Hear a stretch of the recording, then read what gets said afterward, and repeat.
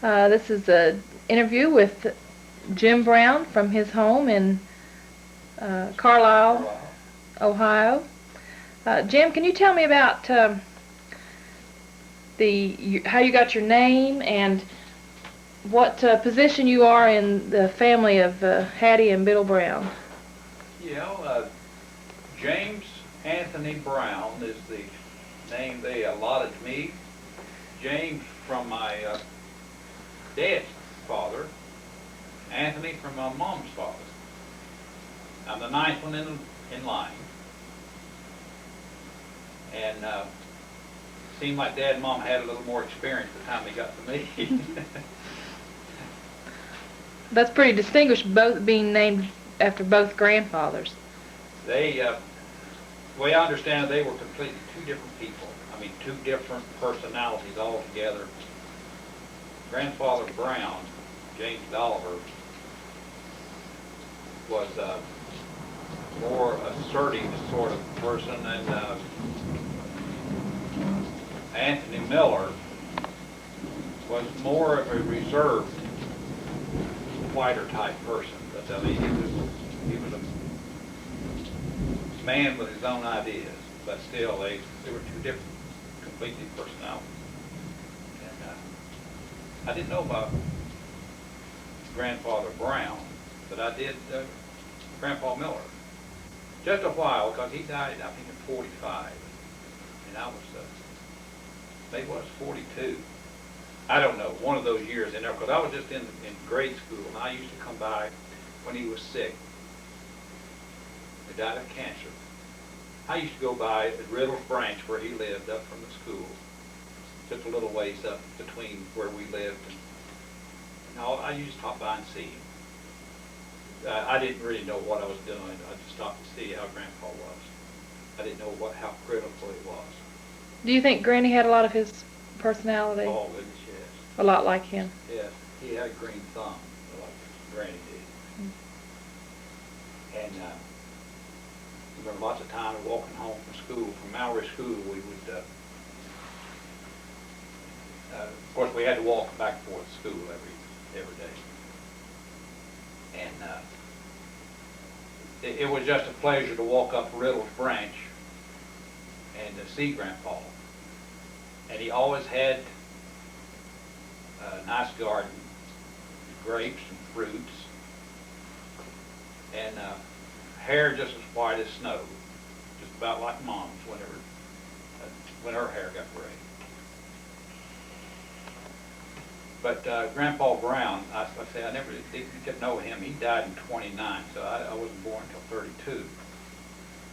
And I was the first one that was born after Dad lost his leg. And the Depression started. I don't know if I brought it on or not, but that's the way it happened anyway. And growing up with Dad having his leg off, and him not being able to work, and then the Depression too, that gave me a better opportunity to be with Dad more than some of the other kids, the older kids anyway. Dad took me with him about wherever he went. He was just, and one of his pastimes of the evenings was to go over to Jim Harless's store, just up the way from where we lived. That's where the old codgers more or less would gather, and I'd go over to the old general store and sit around a big pot-bellied stove that they had in there. You know, with the sandbox around the stove, and these tobacco chewing people would use that to spit in. One of the things that I remember, I was probably about 4, 5, 6 years old. And just a little thing, but it seemed like it meant a lot to me. I'd be walking, playing around in the store there, and Dad'd be sitting on one of the nail kegs that they usually sit on. And I remember a time or two, I would back up in between Dad's legs where he'd be sitting there, and he'd have his smoking his Prince Albert tobacco cigarette. He'd smoke and roll his own. He'd hardly ever quit talking or whatever, and I'd back up in between his legs, and he'd just, just nuzzle up to him And he'd rub his chin on my back of my neck where his beard would beard me. And that just stands out in my mind. Dad was not one to show a lot of affection outwardly.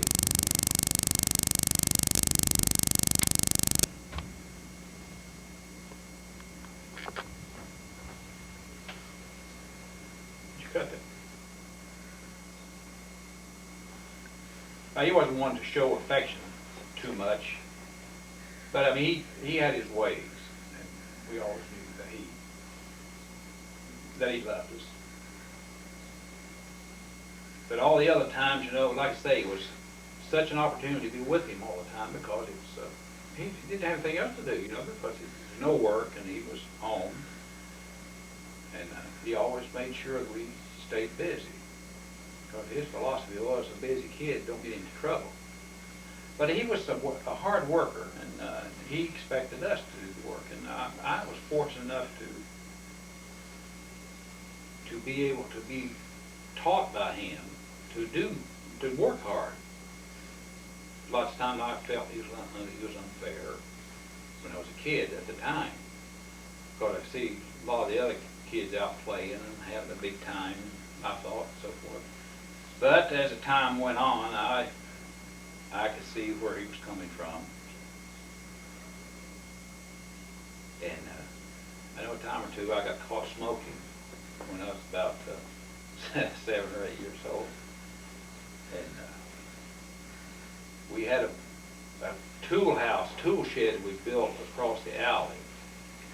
And he had a way about punishing us for things that we do. I was out at the creek, out across the fence. Me and Bobby Blankenship and Everett Ballard and a couple of us were sitting out there and we were smoking corn silk. And didn't know how long he'd been standing there at the fence where we crossed over to go over the dark hole. And anyway, he must have been standing there a little while, but we were sitting there, we were just puffing away, sitting there on the rock wall. Just a little bit, he made a noise, and I turned around. Oh boy. He said, "Boy, coming." He didn't say much. You knew what he meant. So he turned around and walked back up where the cellar used to be, up on the road part, and sat down on the steps that the tool shed, the tool building we had there. Well, I knew what I had to do. I had to follow him. I went around there, and he made me sit down beside of him. And never said a word to me. Just made me sit there beside him. Boy, listen, that was hard. And I never smoked anymore after that. Anymore. But I could tell whenever he was telling me I could leave. He'd be sitting there, whatever he's doing, he would say, "Go get me a glass of water." Give me a big glass too. You didn't get one of those little glass, you get a big glass of water. So I'd go in the house and get a glass of water and bring it back to him. And I learned my signal was whether I was to come back or not. After he gets through with that glass drinking the water, he'd give it to me to take back. Now if he didn't say anything, I knew I was free to go. But if I wasn't, he said, "You come back here and sit down." I knew that I had to come back. So that was his way of telling me one way or the other. But like I say, I didn't smoke anymore. Learned your lesson. We had a fear of him in the sense that, of respect, I guess. Because, I mean, he was capable of giving us a good thrashing if he wanted to. He never did whip me very much. I remember just a few whippings I got. But the last whipping I got, I remember, I was stealing my wheels. We used to roll wheels with little hooks. And I was stealing my wheels back from the Nelsons that lived on up the alley from me. They stole every wheel I had. And I was up there, and I was stealing them back. And Dad was up visiting Walter while I was running back up and forth, playing up and down the alley, pretense of going up there and getting my wheels back. And I'd go up and get one and fool around a little bit and bring it back. And he must have suspected what I was doing. Because the last time I went up there, and got the last wheel I got, and I came down the main roadway. And when I did that, he must have come back down the alley. Because when I came through the front part off the roadway, he was at the back. And I was out playing on wheels. The last one I got was one of the bicycle rims that they stole from me. And he was out there at the back where originally the gate where the back of the porch was before the bathroom stuff was put in. There's a big apple tree sitting there. And he was at the gate, just standing there. He hollered for me. Just like he always does. Boy, coming. Of course, I answered him. And then, coming. I went around and he said, where'd you get that wheel? I says, up the alley there. All the time he was doing that he was asking me about that, he was cutting a switch out of that apple tree, and I was getting nervous. He said, where'd you get that wheel? I said, up there at near Thompson's place. But that time he had that switch about half cut. He said, now, I'm asking you, where'd you get that wheel, boy? I said, Virgil Thompson's. Boy, about that time he whopped me one. Lord have mercy, and I thought I was going to die, and I squealed like I was about to die. And about that time, Mom came running. And he hit me a time or two again. And all the same time, he was telling me, get that wheel back where I got it. And by that time, Mom was there, trying to take a switch from me, and I was acting like I was getting killed. He hit me 3 or 4 times. Good whoops. And buddy, he said, don't you come back here until you put them wheels where you got them. By that time, I already decided I better do what he told me. And I went back up the alley and got up near Bertie Perry's house up there. And I gave those wheels a sling over into Nelson's yard and went back home. And that was the last time I remember Dad whipping me.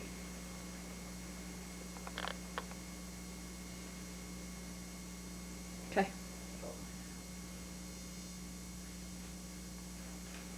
Things I remember about Mom, some of the things. You know, when we were small and we lived at Mineral City, sort of like a routine every Sunday morning. It may not happen as often as I might think it did, but it seemed like Sunday morning we didn't ask or we didn't question what we was going to do on Sunday morning because it was determined what we was going to do. We would go to Sunday school on Sunday morning. Mom didn't get to go to Sunday school very often at the church on Sunday morning because there's so many of us, and the time she helped get us all ready to go, then she had to start preparing for Sunday dinner. DeWitt had already moved out in about this period of time. He'd already got married, and I think him and Nig lived at Cub Creek. And of course Frank was still home. But I remember Mom, she would usually go out to the hen house or out to where we had the chickens. And she always had enough chickens where the ones that were laid were layers, and then some she knew which ones. She always knew them by name. She'd pick them out. And she'd go out and usually pick her out a chicken or two that she's going to kill for the day to fix. Now I've seen her lots of times go out and she'd throw a little bit of chop.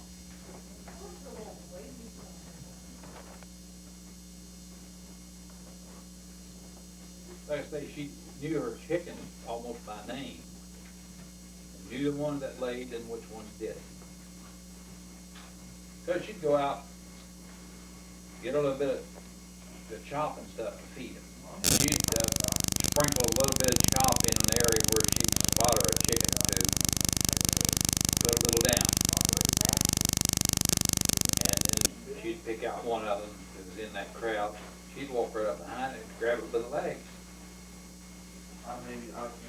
Take it over and put it under a number 3 wash tub.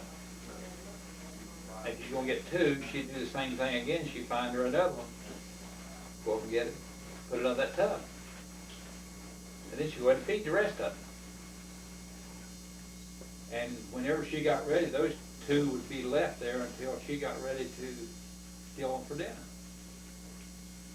And that's the last I saw of them. So Dad took us to church. We walked up, usually walked every Sunday up to Claypool Church. Every time we came back, Mom would have those chickens killed, cleaned, and in the pan fried. We always had plenty to eat. We didn't have a lot of money, but we had plenty to eat.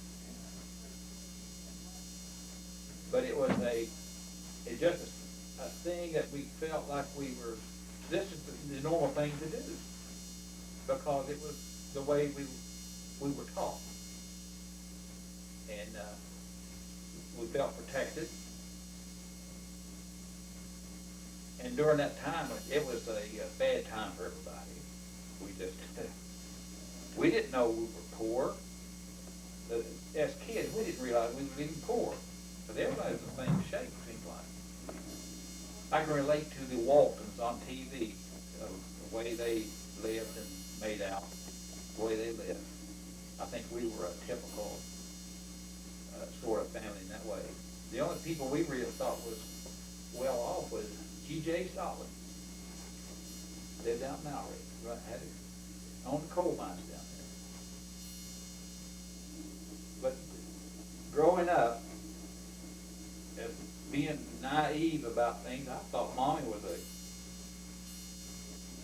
just a little short, fat woman. I kind of find out after a while, after Larry was born,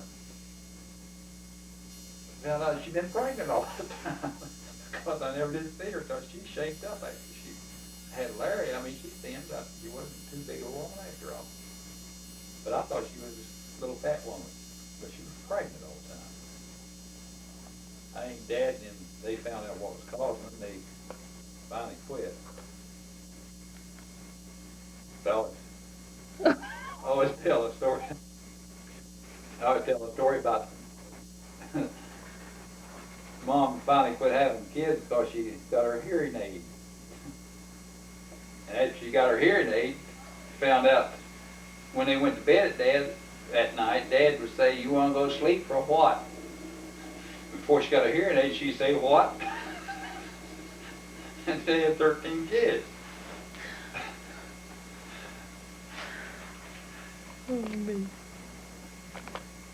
But in Wait a minute.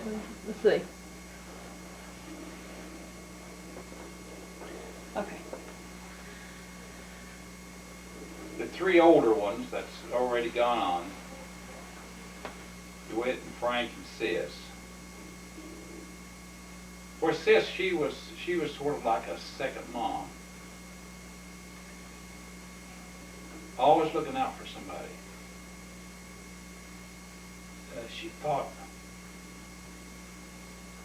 She was always thinking of someone else, seems like. Had no thought for herself.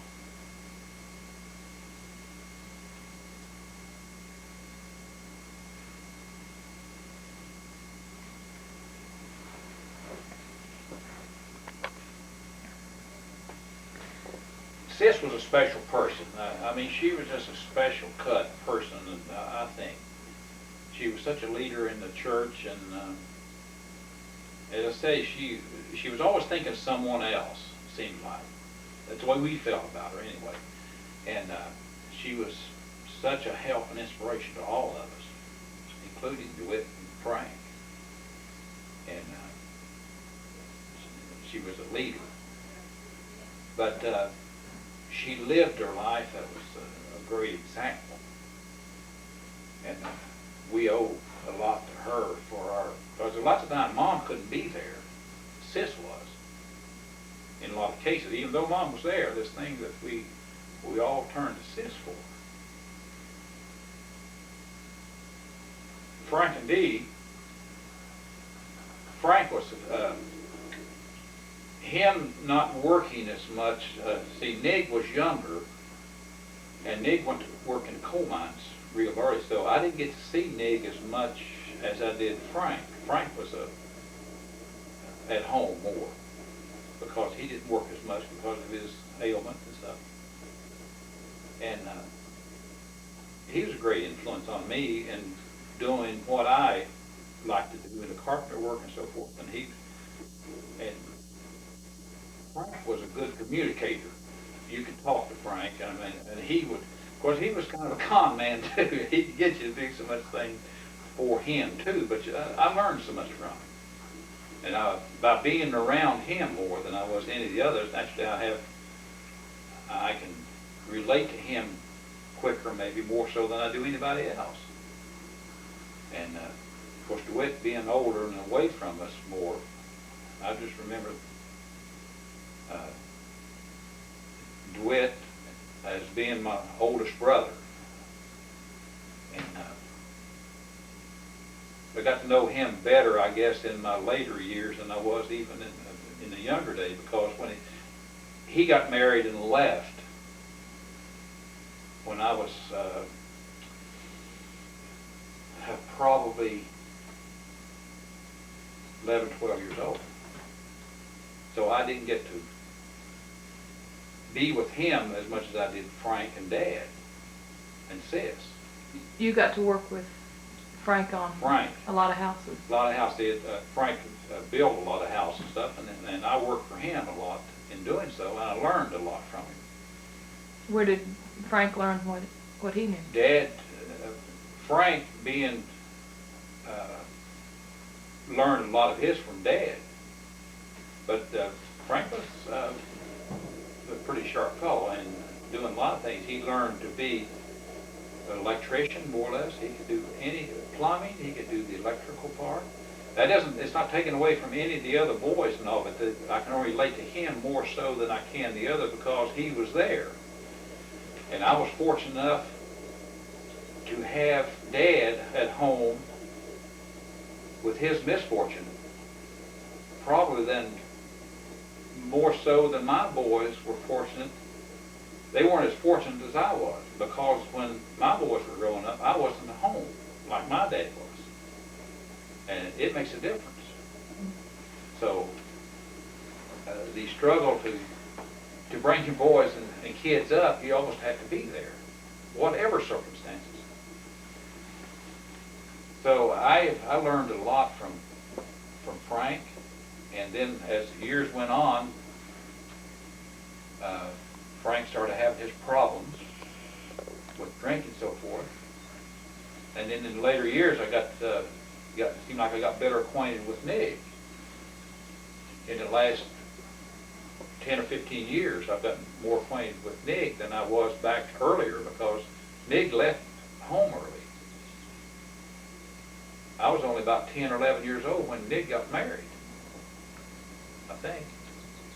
He got married when he was 16 or 17 years old, and so I was only about 7 or 8 years old when Nig got married. See, Nig's 9 years older than me. Mm-hmm. So I was just a kid whenever Nig got married, so when Nig left, and then I didn't get to know him as good because he was gone.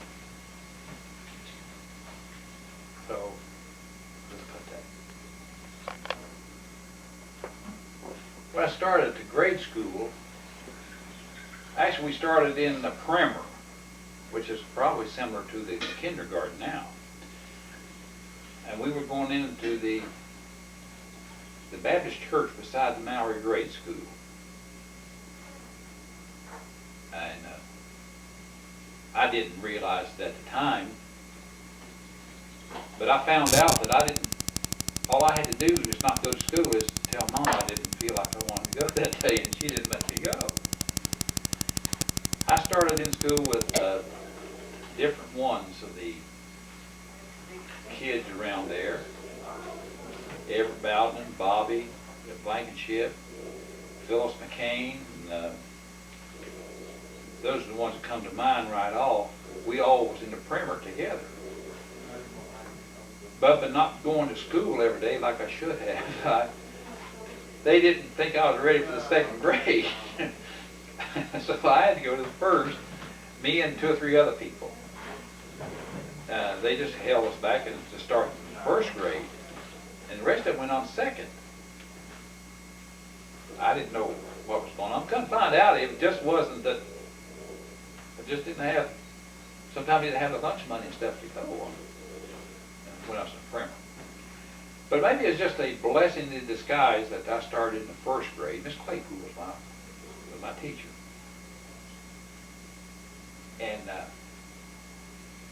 going to school under her, it seemed like, whether it was her or not, but I remember then, in that year, that first year, things just opened up to me in the learning process.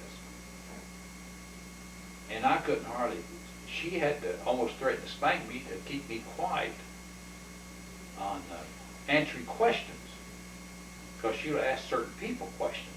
And it was the time, especially math, it was so simple, seemed like to me. And I couldn't hardly contain myself answering. So she'd ask somebody a question, I'd answer for them real quick, just like that. And she threatened to spank me if I didn't shut up and not answer the question stuff. But that was an opening for me in doing in school. And I did very well in school, all good grades all through school. When I was in 4th grade, I remember teacher Mrs. Dulles. We were, of course, still in hard times. In 1941, they'll back up there a little bit. In 1941, whenever Pearl Harbor was bombed,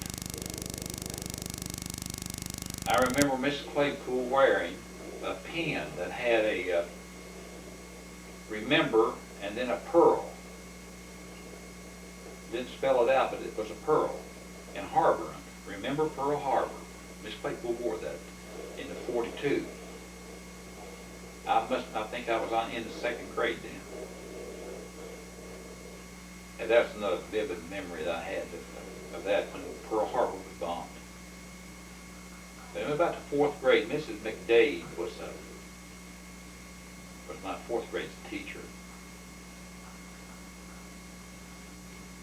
And Mrs. Gullett was my 5th grade teacher. In 5th grade, she must have known some of our conditions at home, which I didn't. Like I say, I didn't realize we was poor or whatever, but it didn't. We weren't. Mom protected us from that. So one time, I know she brought a big bag of clothes home up to school and sent them up to Mom. And in that, they had a green hooded jacket. Just fitted me. I wore that thing for 2 or 3 years. In the 5th and 6th grade when I was in Mallory grade school. But we were looked out after. It was no big problem. I enjoyed school most of the time. I went on up I started playing football in my 10th year. And it was almost a battle with Dad every day I was supposed to go to practice.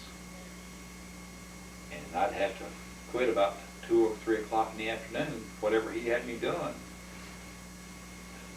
to hitchhike down to Man. George Queen was our coach.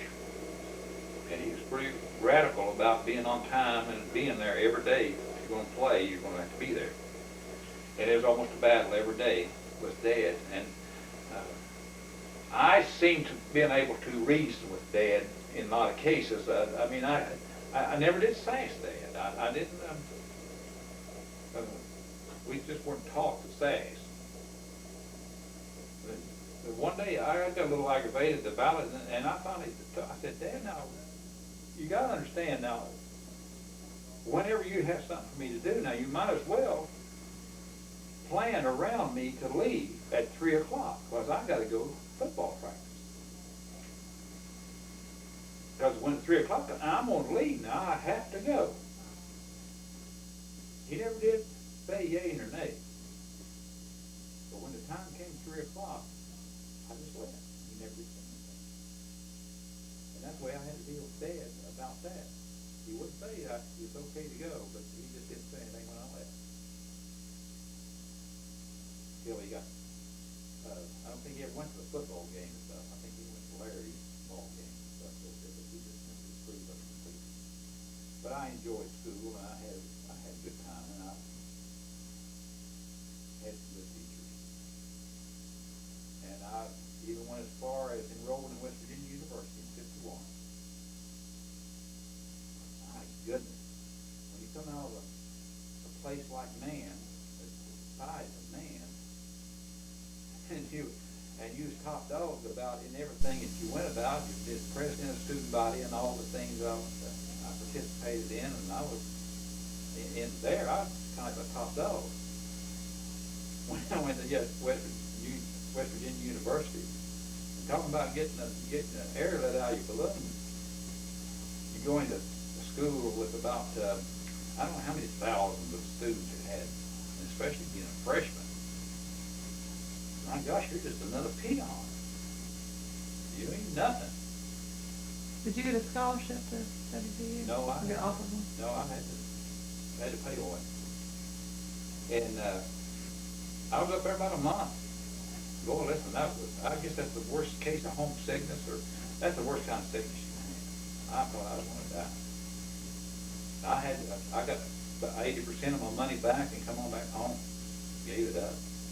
But I took about a month later, I went to the Huntington School of Business in Huntington. And it really fitted back into my plans, really. Where'd you live in Huntington?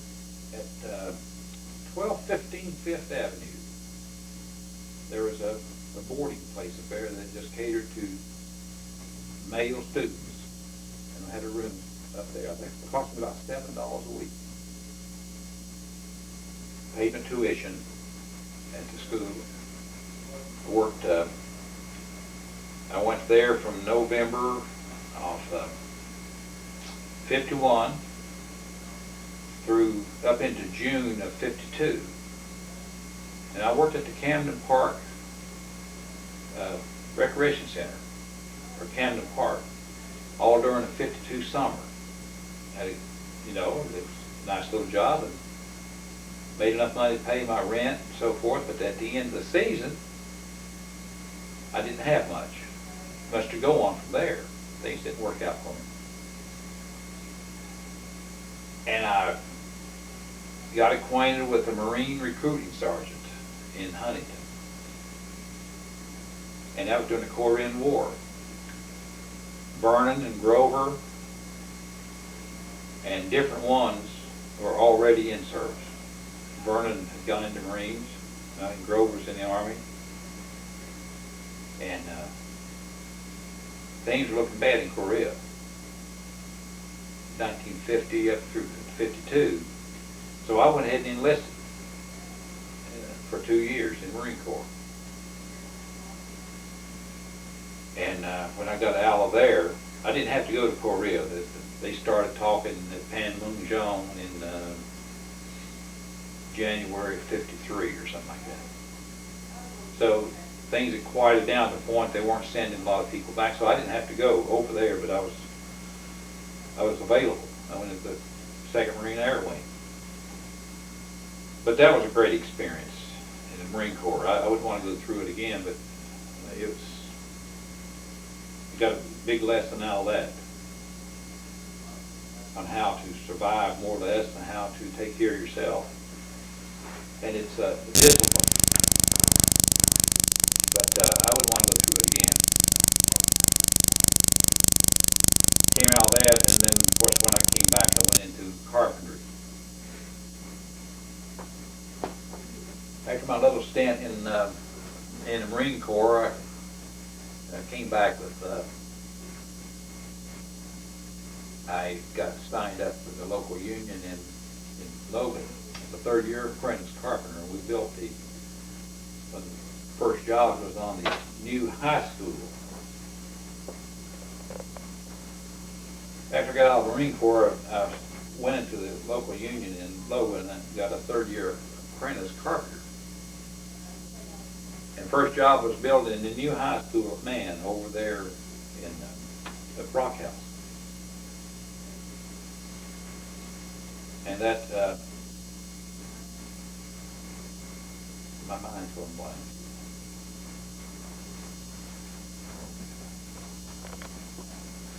After I got out of the Marine Corps, I trying to get a job, kind of job were hard to get. But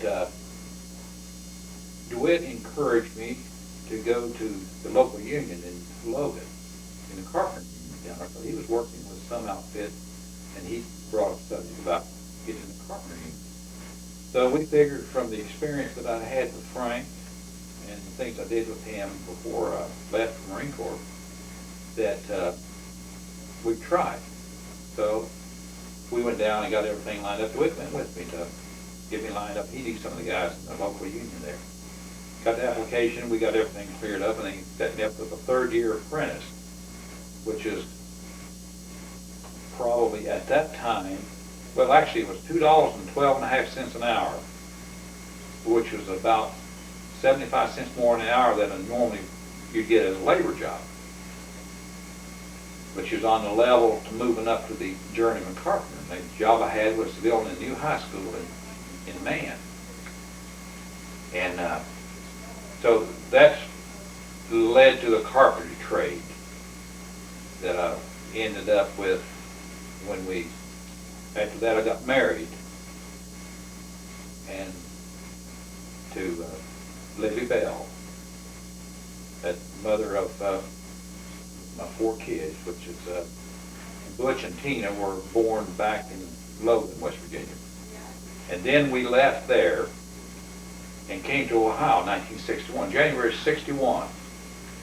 Tynce and Jim they were living in Mason. And they were visiting Donna Jean one Sunday afternoon, one weekend, and we were down and visited with them. They'd come to pick up a piano. And it all happened so fast. And the pulling power of Tynce and Jim just said, well, come on out. We should be able to find something out there. And the decision was made. Libby and I decided to go. And a week or two later, we made arrangements to go out and see if we could find something. I ended up out there with Cash Hamburger. And so that's how we started in Ohio. That was in 61. In 65, Quincy was born, and then in 67, Christian was born. And I was doing okay at Cash's, and then I went to Shillitoe's, worked 4 years at Shillitoe's. And then I got the big notion of getting back into the carpenter trade. I was selling in the furniture department, big ticket items at Shillitoe, but I got the itch to get back into the carpenter building trades. That was in 68. And so when I got started back at it, got a good job for a little while. Then in 68, I started working on the big riverfront stadium in Cincinnati. I was there from November until May.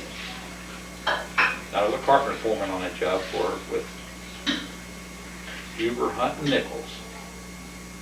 Same people that built the Three River Stadium at Pittsburgh at the same time we were building that one.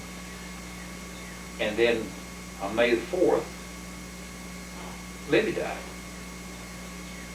Boy, that was a blow. I had Christian was a little over 2 years old. Quincy was 4. Tina was 11, and Butch was 13. And that knocked my socks off. But just a little while after that I got a break. I went to work for General Motors at Frigidaire. And from then on, it was I had a steady job. But that has led me on through to retirement from there after about 18 years on a special early retirement. I know that's taken on.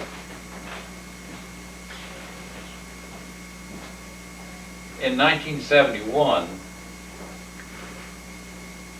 I I married Shirley Green, and we had a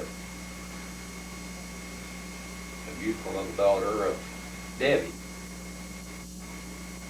Things didn't work out too good with Shirley and me, so we divorced.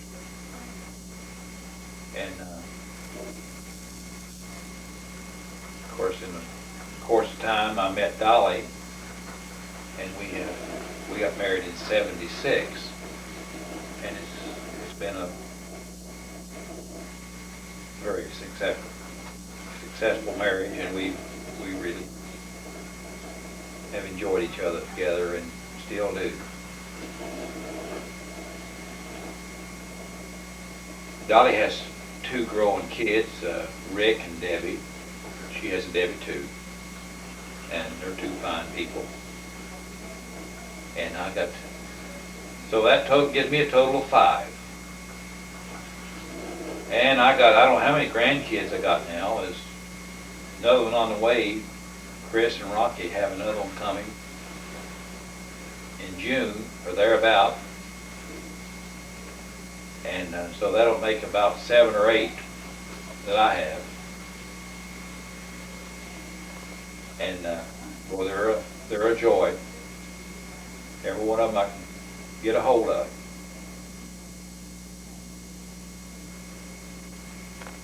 I'm blank. There's an ant.